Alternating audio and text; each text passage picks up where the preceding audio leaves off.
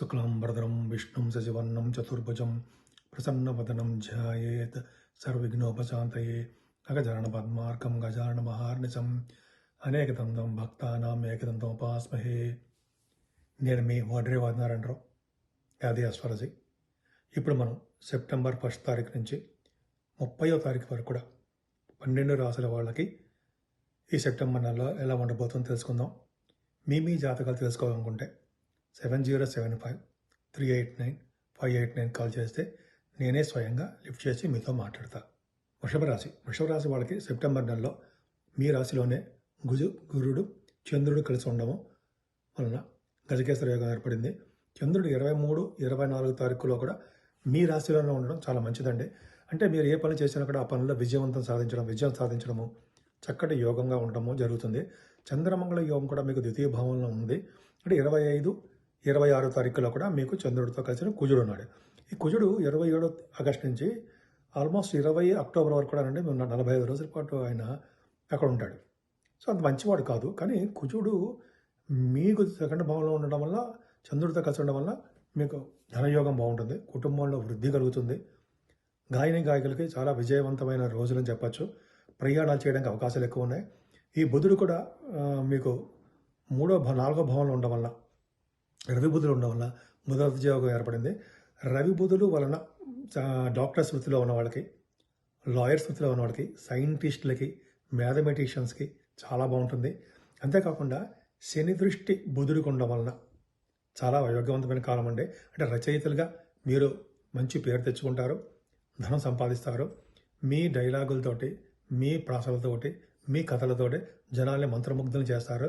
ఈ రవి బుధుల వలన ముఖ్యంగా ఫైనాన్స్ అండ్ అకౌంట్స్లో ఉన్న వాళ్ళకి, ఆడిటర్స్కి, ఈ ఫైనాన్స్ అండ్ అకౌంట్స్ అంటే చార్ట్ అకౌంటెన్సీ అంటాం కదా, కాస్ట్ అకౌంటెన్సీ, CMA అంటాం కదా, వాళ్ళందరూ కూడా చాలా బాగుంటుంది. రవి బుధుల వల్లనే కదా మీకు మంచి వాహన యోగము, గృహయోగము కలుగుతుంది కదా. మదర్ గారికి ఆరోగ్య పరిస్థితి కూడా చాలా బాగుంటుంది. ముఖ్యంగా అండి రవి బుధులు మీకు కన్యా రాశిలోకి వచ్చేస్తున్నారు 17వ తారీఖు నుంచి రవి, అలాగే 24వ తారీఖు నుంచి బుధుడు అంటే సెప్టెంబర్ అనమాట రావడం వల్ల ఏమవుతుందంటే మీకు ఒక బుధాదిత్య యోగం ఏర్పడింది. రవి బుధులు కాకుండా కేతు కూడా ఉందండి పంచమ స్థానంలో, గురు దృష్టి కూడా ఉంది. పర్ఫెక్ట్, చాలా బాగుంది. అంటే వృషభ రాశి వాళ్ళకి పంచమ స్థానం చాలా బాగుంది. అంటే స్టాక్ మార్కెట్లో ఉన్న వాళ్ళకి మంచి లాభాలు రావడానికి అవకాశాలు బాగా ఉన్నాయి. ఎందుకంటే సెకండ్ హౌస్ లార్డ్ ఉచ్చ స్థితిలో ఉన్నాడు కాబట్టి చాలా చాలా మంచిది, అద్భుతమైన యోగాలు ఉంటాయి. ఈ సెకండ్ హౌస్ లార్డే 4వ భావంలో 4వ తారీఖు ఉన్నాడు కాబట్టి ఫారిన్ కంట్రీస్ వెళ్ళడం కూడా అవకాశాలు ఉన్నాయి మీకు. అంతేకాకుండా రవి బుధులు పంచమ స్థానం వల్ల సంతాన యోగం ఉంటుంది, పుత్ర సంతాన యోగం ఉంటుంది. సంతానం కలగడానికి అవకాశాలు ఎక్కువ. ముఖ్యంగా టెలివిజన్ రంగంలో ఉన్న వాళ్ళకి, అలాగే సినిమా రంగంలో ఉన్న వాళ్ళకి, నటనా రంగంలో ఉన్న వాళ్ళకి, కళారంగంలో ఉన్న వాళ్ళకి కూడా మంచి ప్రతిభ కనబరుస్తారండి. ముఖ్యంగా సాహిత్య రంగంలో ఉన్న వాళ్ళకి, సంగీతంలో ఉన్న వాళ్ళకి కూడా, డ్యాన్స్ చేస్తారు సరే, నృత్య కళాకారులు కూడా చాలా అద్భుతమైన కాలం చెప్పచ్చు. అలాగే మీ రాష్ట్రాధిపతి శుక్రుడు చాలా బాగున్నాడండి. తులారాశిలోకి వచ్చాడు. 19వ తారీఖు నుంచి ఉంటాడు ఆయన. 6th హౌస్ లార్డ్ కూడా అయ్యాడు. శుక్రుడు 9th 6వ భావాధిపతి మంచిది కాదు కదా, 6వ భావాధిపతిగా ఉన్నాడు కాబట్టి మీకు సరళ యోగాన్ని ఇస్తాడు, చాలా మంచి యోగాన్ని ఇస్తాడు. అంటే కాంపిటేటివ్ ఎగ్జామ్స్లో సక్సెస్ అవ్వడానికి అవకాశాలు ఎక్కువ ఉంటాయి. విదేశీ పర్యటనలు చేస్తుంటారు. 7వ స్థానాన్ని గురుడు చూడడం వల్ల వివాహ శుభకార్యాలు జరగడము, మీ బిజినెస్ పార్ట్నర్స్ ఉంటారు సరే, వాళ్ళకి డెవలప్మెంట్స్ ఎక్కువ ఉండడము, ఇంతకుముందు వివాహాలు దగ్గరకు వచ్చి ఆగిపోయిన వాళ్ళందరూ కూడా వివాహాలు కుదరడము, అలాగే మంచి నెలల్లో అవకాశాలు ఉన్నాయి. ఈ నెల సెప్టెంబర్ నెలలో ఉండవు, అక్టోబర్ నుంచి ఉంటాయి. వివాహ శుభకార్యాలు జరగడానికి అవకాశం ఎక్కువ ఉంది. ముఖ్యంగా మీ రాశి వాళ్ళకి సెప్టెంబర్ నెలలోనే గురుదృష్టి భాగ్యస్థానానికి ఉందండి. భాగ్యస్థానానికి గురుదృష్టి వల్ల విదేశీ పర్యటన చేస్తారు, అలాగే చదువు రీత్యా విదేశాలు వెళ్తారు.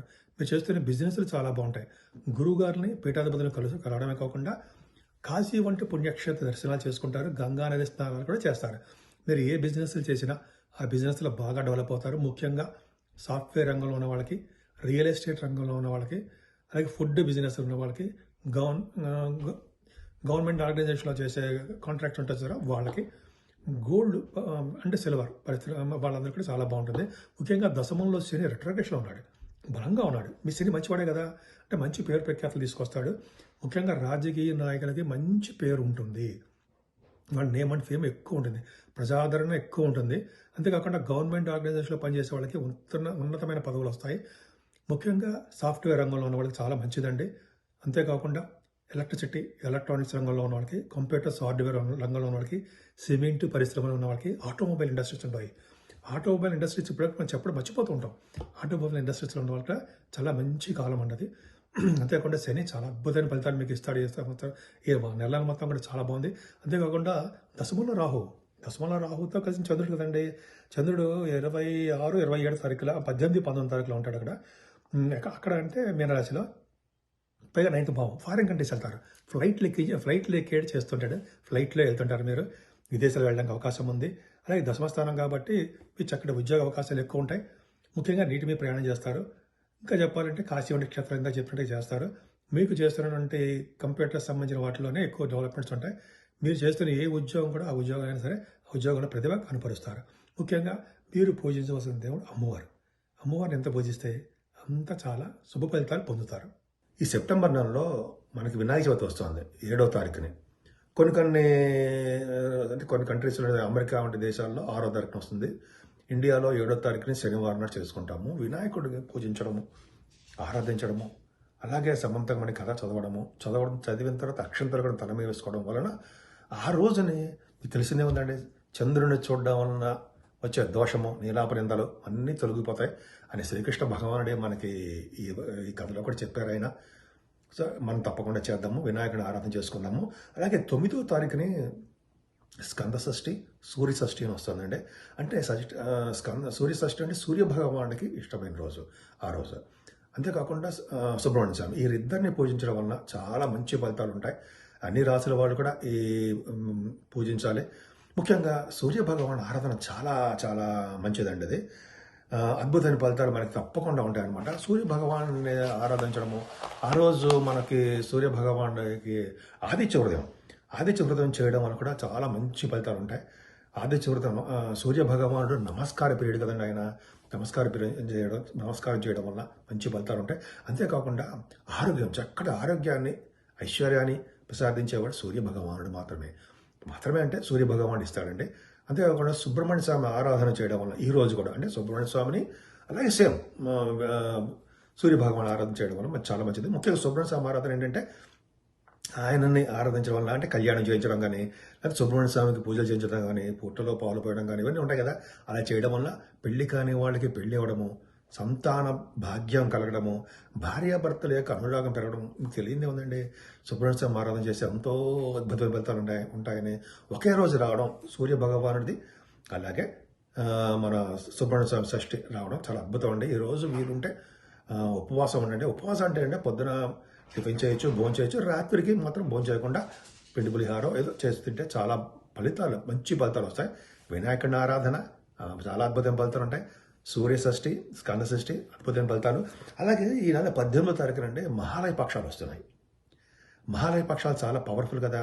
అంటే పితృదేవతలని మనకి చాలా సంతృప్తి పరిచే రోజు అనమాట. మనం అంటే అందరూ కాదండి, తల్లిదండ్రులు లేని వాళ్ళు చేస్తారు ఇదంతా కూడా. పిండ ప్రదానం చేయడము, అలాగే దానాలు చేయడము. ఈ రోజు అంటే 15 రోజులు ఉంటుంది ఈ మహాలయ పక్షాలని. అలా చేయడం వల్ల ఏమవుతుందంటే పితృదేవత సంతోషిస్తారు. ఈ సంతోషించడం వల్ల ఏమవుతుందంటే మనకి వంశం వృద్ధి అవుతుందండి. గోత్రం వృద్ధి అవ్వడము, వంశ వృద్ధి అవ్వడం ఉంటాం కదా, ఈ వృద్ధి అవుతుంటుంది. దానాలు, పండితులకి దానాలు ఇవ్వడము, బట్టలు సమర్పించడం వల్ల అద్భుతమైన ఫలితాలు ఉంటాయండి. అందుకని చూడండి, ఈ నెల మొత్తం కూడా మన పెద్దల్ని ఆరాధించాలని చెప్పి నెల మొత్తం కూడా పెట్టారు. అందుకని పెళ్ళిళ్ళు అవి చెయ్యం కదా, కార్యక్రమాలు, శుభకార్యాలు చెయ్యం నెల మొత్తం కూడా. కాబట్టి మనం ఈ మహాలయ పక్షాల్లో పితృదేవతలను పూజించి తర్పణాలు, దానాలు, పిండ ప్రదానాలు ఉంటాయి కదా. తల్లిదండ్రులు లేనివాడు నేను చెప్పేది ఎవరో ఒకరు ఉన్న వాళ్ళకి చేస్తే మంచిది. మరీ ముఖ్యంగా అంటే వినాయకుడిని, సుబ్రహ్మణ్య స్వామిని, సూర్య భగవాన్ని ఆరాధన చేయడం వల్ల ఈ 12 రాసుల వాళ్ళకి ఎవరైనా చేయొచ్చండి. చేయడం వల్ల అద్భుతమైన ఫలితాలు, మంచి ఫలితాలు, శుభ ఫలితాలు వస్తాయి. చక్కటి ఆరోగ్యవంతంగాను, ఐశ్వర్యవంతంగాను, ఎటువంటి కోర్టు కేసులు కానీ ఎటువంటి ప్రాబ్లమ్స్ లేకుండా మనశ్శాంతిగా, ఆనందంగా ఉండేట్టుగా మీరు ఉండాలని ఆ సూర్య భగవాన్ని నేను మనస్ఫూర్తిగా కోరుకుంటున్నాను.